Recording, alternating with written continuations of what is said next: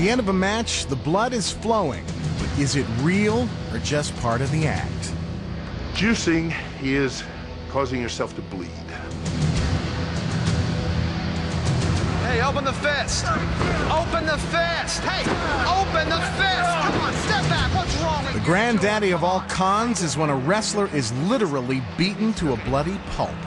Hey, out of your man's hair! Out of the man's hair! Hey, what are you doing?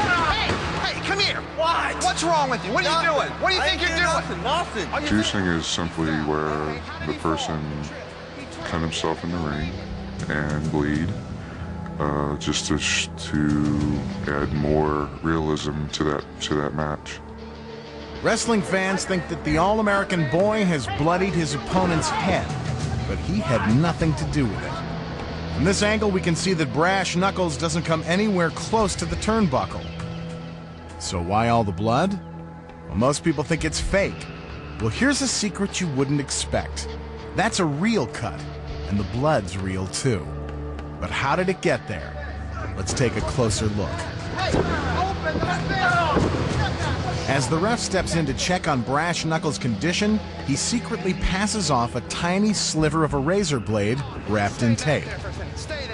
How you doing, man? Here it is. There's the handoff. If you didn't know where to look, you'd miss it.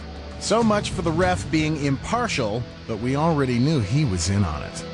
You may want to look away, because this part gets pretty gruesome. Hey, what are you doing? No. With the concealed blade, he secretly makes a small incision in the crease of his brow. He knows exactly where to cut. The wrong way is taking a long, broad stroke across the forehead. That results in long scars. You can get tremendous injuries. The right way is you go to the bone and take just a little jerk. It will bleed profusely, and then 2 to 3 days later, it'll be healed. It's hard to believe how far pro wrestlers will go to make the carnage look real and keep the fans coming back for more. A finishing move is a devastating move. It's a move where the fans in that crowd are like, damn, he ain't getting up.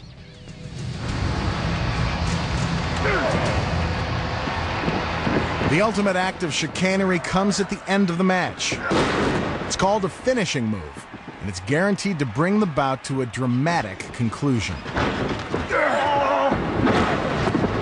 One showstopper is called the backbreaker. A backbreaker is one of the unusual finishing moves in wrestling. The whole trick of this being you're falling down on your knee and just barely placing him on the knee that's upright. Watch as the two wrestlers hold each other tightly so their weight will be evenly distributed. Now here's the secret. Private Payne actually lands on his feet, not on his back, as he'd have you believe. He feels no discomfort from this. It's a very easy move to take, and it's actually worse to the person giving the move than the person getting the move. Worse, because Colossus has the job of supporting all their weight. Private Payne clutches tightly to his opponent so he can fully extend his legs. See how his feet take the impact. Although the illusion is a broken back, it's Colossus who's out of breath.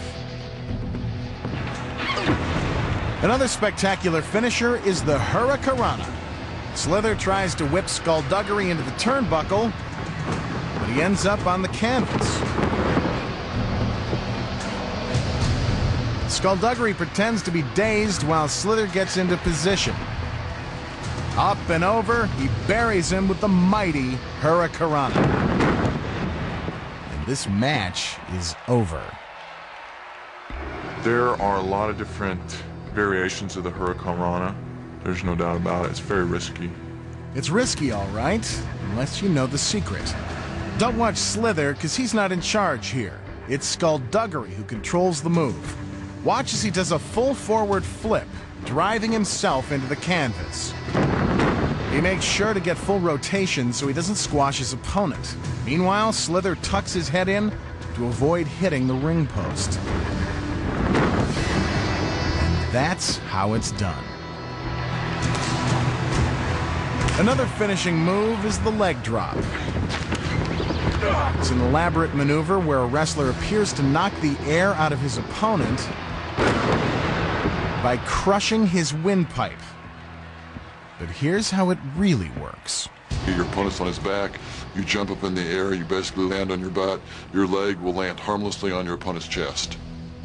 Colossus's leg doesn't even touch Private Payne's neck, but the move happens so fast the fans can't spot the secret. It's Private Payne's sell job that puts it over the top. Watch again. Colossus goes down, but his knee is bent, creating an arch, and leaving his opponent plenty of breathing room.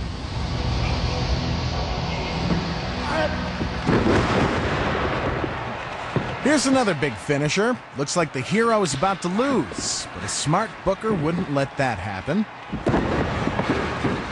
So the good guy employs a tricky move to make his comeback. The Bulldog Headlock. A bulldog headlock is where you have your opponent in a headlock, you jump up in the air, you land on your butt, and the idea behind that is it looks like you've driven your opponent's head into the mat. The secret? The opponent's head never hits the canvas. Watch again. As they go down, Skullduggery breaks his fall with his forearms. By the time the All-American boy lands, he's released his opponent. He breaks his own fall, and Skullduggery lands on his beefy arms. But he sells the move by grabbing his head and howling in pain.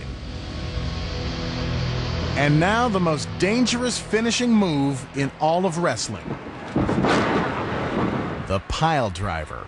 Pile driver is a devastating move. Even if you've taken the bump 1,000 times, it doesn't take but one time, one mistake. You could be paralyzed. Here's how Private Payne avoids a broken neck.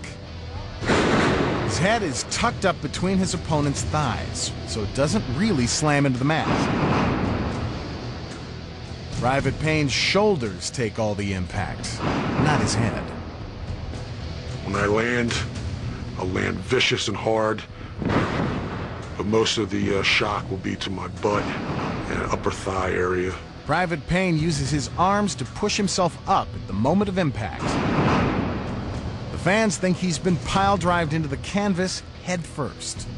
If you land the wrong way, you aren't going to get up from a pile driver. You'll probably just be stretchered out. But you'll be safe, as long as you know the secret. Stay tuned for more secrets